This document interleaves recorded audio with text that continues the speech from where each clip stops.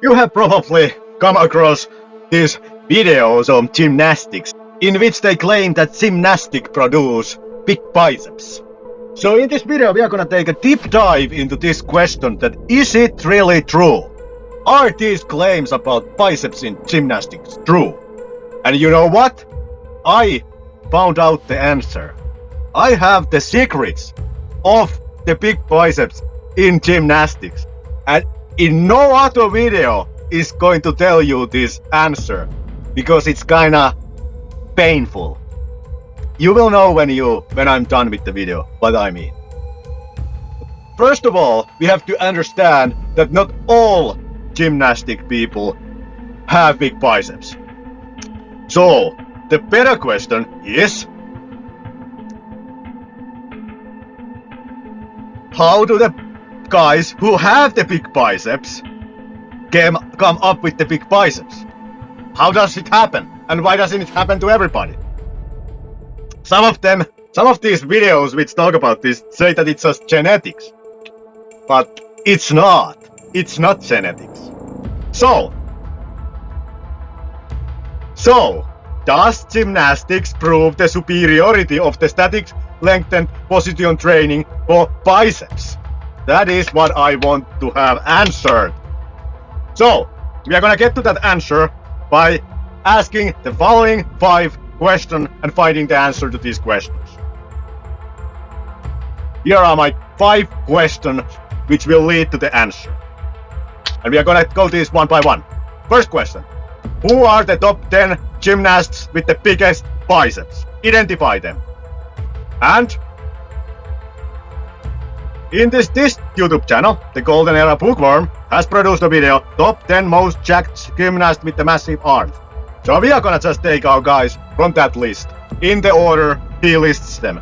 And here are the guys, in the order that he gives them. 10th place goes to this guy from China. 9th place, this guy from China. 8th place, this guy from Greece. 7th place, this guy from Italy. 6th place, this guy from USA. 5th place, this guy from Netherlands. 4th place, this guy from Belarus.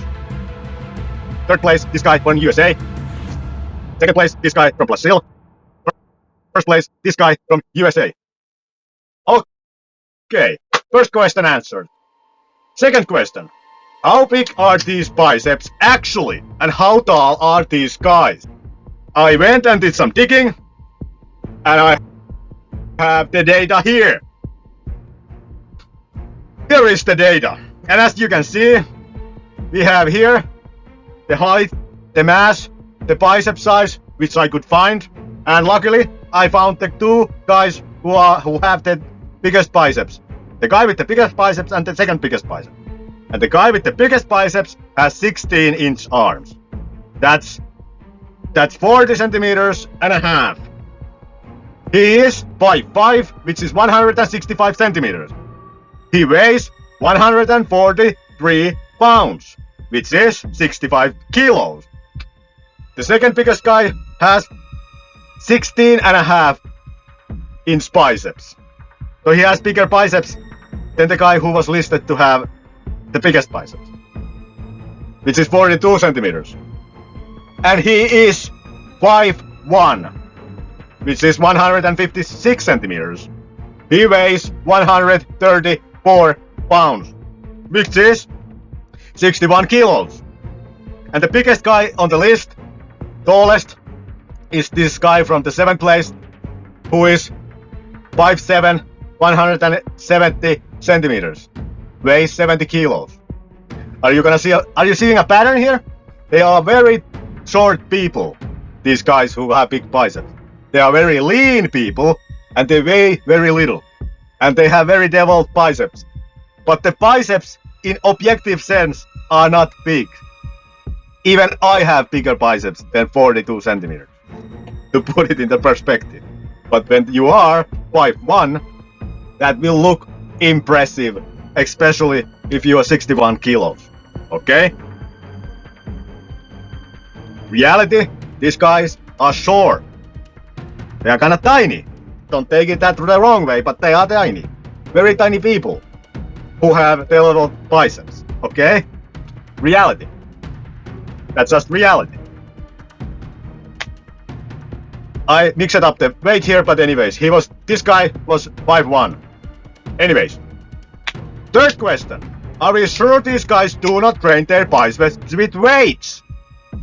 Again, we were told this, we were shown footage, and we were made to believe that these guys live in some kind of a time chamber. In some alternative universe. But I wanna know, do they train their biceps with weights? I wanna know. So I went digging. I became an investigative Pikachu. And here is my findings. What is this? What is this? A thumbnail doing bicep curls. Eating chicken breast and broccoli. Oi oi. And who was he? He was our number 6 guy on our big bicep list. From USA. Think about it. You live in USA.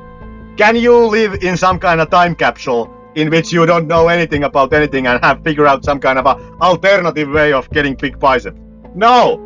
You are lifting weights. You are eating like a bodybuilder. And that's why they look like bodybuilders. Because they're extremely short, in which case the same mass of muscle looks more impressive in their frame than what it would look in somebody's other's frame. Okay? That's a reality. That's a reality. That's not disrespect. That's reality. They're short, they eat like bodybuilders, and they train pretty much like bodybuilders. And that's why they look like bodybuilders. Okay, that was one guy. I did more in the investigation. And what we have here?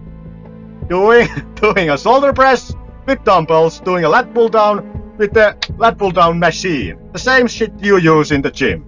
And what do we have here? Isn't this an easy girl bar? Why would there be an easy girl bar in the gym, in the Olympic gym, gymnastic gym, if they are not using it? Just asking, I'm just asking. And who was this? It was number 2 guy. Busted. The guy with the biggest biceps. 42 centimeter biceps. From Brazil. Ay. Are you seeing a pattern? Okay, I went digging even more. And here is what I found. What is this? What are my eyes seeing? Isn't this a hammer girl? Isn't this a seated bicep girl? Isn't this a cable machine bicep girl? Isn't this the most old school bicep isolation word there is? And this wasn't all. I found more. Preacher girl biceps, hammer girl standing, cable machine standing, and even doing this bicep exercise. And in case anybody else tells you that those dumbbell racks on those gymnastic gyms are not for biceps, I want you to show them this video. Yeah, right. And who was this guy? It's our number 1 big biceps guy. So,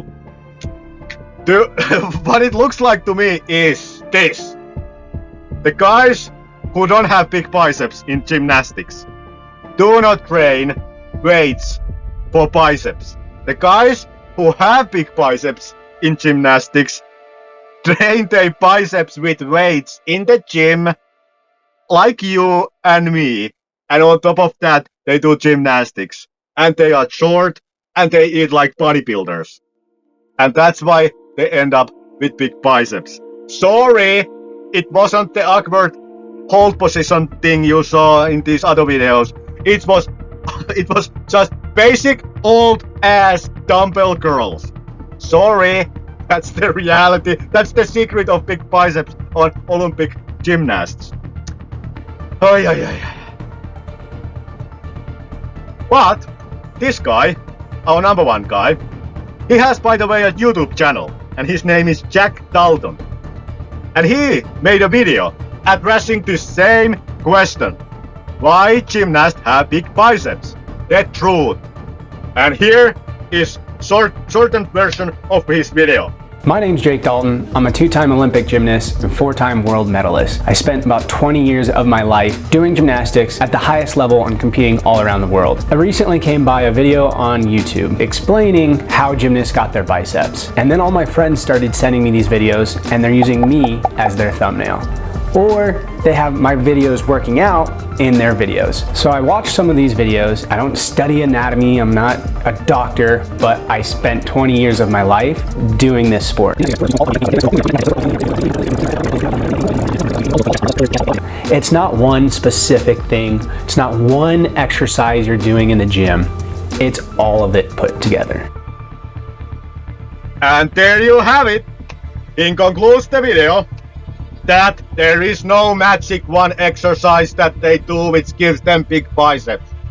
Hello, you were lied to in many levels, but now welcome back to reality. Okay, then we got third question answers. Answer being they do train their biceps with weights and they also eat like bodybuilders, which is quite obvious, but I know it's tempting to think that there would be some secret formula. Shit! Something which is held back from you. Secret to those next level gains. I know. Secret to the next level gain is to be 5'1" and train biceps. And that's about it. And be super lean. Okay, moving on. Question 4. Are there steroids in gymnastics? I wanna know answer to this, because some of these guys look kinda jacked anyways, even for a natural person. So I wanna know, are they? So I went digging. I found this paper, The Prevalence of and Awareness on Anabolic Steroids Among Gymnasts in the Western Province of this one, Saudi Arabia. I know, it's not USA, but it is information I found. In this paper, it was said that testosterone was found to be the most common used AAS, anabolic steroid, among gymnasts. But then there were also nandrolone and trenbolone, meaning meaning some of those gymnasts people are on tren. Just throwing it out there, then, and this is the reality. And why they might use them, you might think? Well, I would think tren and nandrolone and testosterone makes you stronger, so you can hold yourself in those positions, but also all of them enhance recovery, your ability to recover from training, so you can train more. And some of the cases it can also prevent injury, because some of those tendon injuries might occur because of overtraining. So if you take steroids, the overtraining you do is now not overtraining. So it doesn't cause an injury from overtraining. So there could be this reasoning. But then, I also found this from Wikipedia, doping cases from gymnastics. And when we go down, there is a list of names, but one name looks familiar. This name, does it sound kind of familiar? Yes, it was our number 5 guy from Netherlands. Moving on. Yes, there are steroids in gymnastics. Now, the 5th question. Is it true that hyperextended isometric training builds bigger biceps than just isometric training?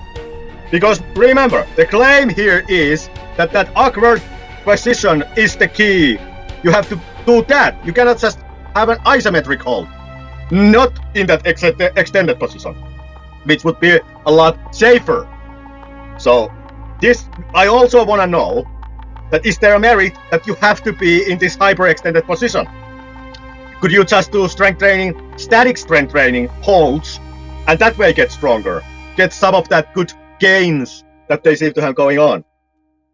So, I was thinking this question, and then it occurred to me that there is actually a sport in which people have big biceps, and they do train isometric training for the bicep, but not in the hyperextended position. So, if the hyperextended position is so important, these people shouldn't have as big of a biceps as these gymnasts, right? Well, the sport I'm speaking about is, yes, arm wrestling. And let's look at the arms, the biceps in arm wrestling. So first of all, we have this guy. I chose him because he's the shortest arm wrestler I know. And he's 5'7", and he has 44 centimeter arms. So his arms are bigger than the biggest arms in those big arm gymnast guys. So I think it doesn't matter in what position you train that bicep in isometrically, as long as you train it isometrically. Then we have also this guy who has almost 20-inch arms and is 5'9".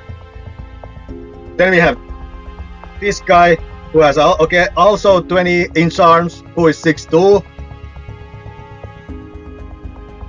And then we have also Liliev, for those who know, who has over 20-inch arms and who is 6 feet. But I know, you might now say, but sure, they are on steroids. And I agree, Liliev for sure was on steroids. There is no doubt about that. But I think most of arm wrestlers and people who follow arm wrestling would agree that this person is not on steroids. And even he has almost 19-inch arms. And the training he does looks like this. Meaning and that is 70 kilos, which is about 150 pounds with one arm. So he does this kind of isometric training for his biceps and gymnast body weight isometric training in the fully extended position. So could it be that it's just the isometric training which is contributing to that muscle growth, together with that dynamic training that the guys who have big biceps also do in gymnastics, which together contribute to bicep growth? So that the hyperextended position is actually not needed to get that extra growth into that biceps. You could just train isometrically in whatever position that bicep. And note also that if you are training in about the 90-degree angle isometrically, you can use higher loads than if you train in that fully extended arm position, because you are strongest in that mid-range of the range of motion of the bicep. So you can get more tension into that biceps with that isometric training if you do it like arm wrestlers do it, which then might contribute to bigger gains, if then this isometric training is the contributing factor. And good thing about this is also that now you don't have to risk injury, because you are not in that hyperextended position, which is dangerous. So, no, hyperextended isometric training doesn't build bigger biceps than just isometric training, and only the guys who also do isolated bicep weight training have big biceps in gymnastics. So, this is the conclusion of this video. We have found our answer to the question I asked in the beginning. Does gymnastics prove the superiority of the static lengthened position training for biceps? Answer being no, it doesn't. But I say this also, that if you're not convinced by this video about this reality, look at these clips that I am now showing you. Note that these are the guys training who have those big biceps. And this is the training, some of their training for those holds that you were told to do in your body weight as some kind of body weight exercise. Do these kind of look safer? Should you maybe consider doing something like this instead of getting your 200-pound ass into some bench and putting your whole weight onto those biceps, when these professionals who do these exercises weigh 50 kilos and you weigh 100 kilo? Think about it. These guys are 5'3", 5'1", weigh 50 kilos. you're gonna put your whole weight on those biceps, and it's adios! Biceps are out of the game. So, at least if you're gonna do it safe. Do these. Don't do these. Okay, before I conclude this video, I have to address this point.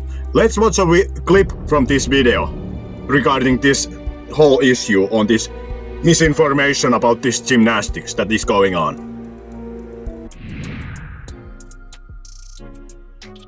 Let's talk about briefly how gymnasts use dumbbells or weights. They do many variations of raises, flies with locked elbows. From personal trainers, we know well that doing dumbbell flies or raises with locked elbows is lethal. But gymnasts do them. Poor people don't have another choice, since judges accept the strength skills only with locked elbows. Therefore, gymnasts need to get strong for that, and this is how they do supplemental exercises with dumbbells, weight plates, or of course with the rings. By the way, this is one of the secrets of the big gymnast biceps that I will talk about in another video in details.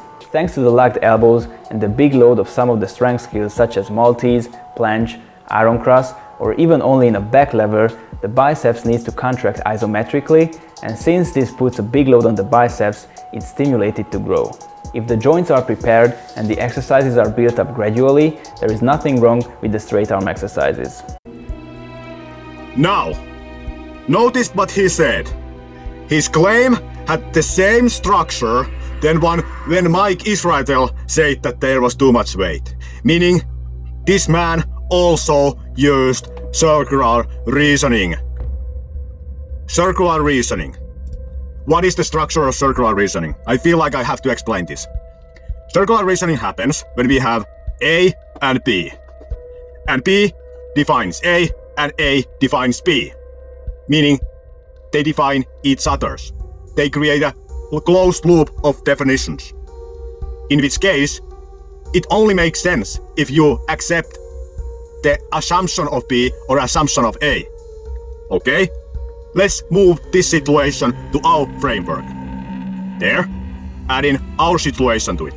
Now, B is strong joints. You have to accept this by faith. Otherwise, this makes no sense. And A is no injury. So, the reasoning goes, I don't get injured because I have strong joints. And I have strong joints because I didn't get injured. Both no injured and strong joints defy each other's. And you can only make sense in this if you already presume it. Let me clarify it even further. Let's look at this. Let's focus now only on the wording. Here. And let's simplify these statements. Like so. Now we have no injury due to strong joints due to no injury. Notice how they are connected. Because no injury is defined by strong joints and strong joints are defined by no injury. So we can combine this all into one statement, which produces this. Note now that no injury is basically defined by no injury. So the thing becomes the definition of itself. In which case, we can remove the middle part, because the middle part is defined by the same thing which defined it, which is no injury. Strong joints are validated by no injury, but the strong joints are also the explanation of no injury. Hence the no injury is both what is being defined and what is the definition. So we get no injury due to no injury. And this is the informational value of a statement which contains circular reasoning. And that's why it makes no sense to give it as something you base your reasoning on. It makes no sense what this man to say, these exercises are safe if you have strong joints. Because only way you will know that your joints were strong enough is if you don't get injured. Meaning then that the only way for you to know that your joints weren't strong enough is to get injured. It makes no sense. There is no informational value. How does it make any sense to say anything like that when the risk of being wrong is injury? Okay, this was all. Like the video, comment, subscribe. Bye!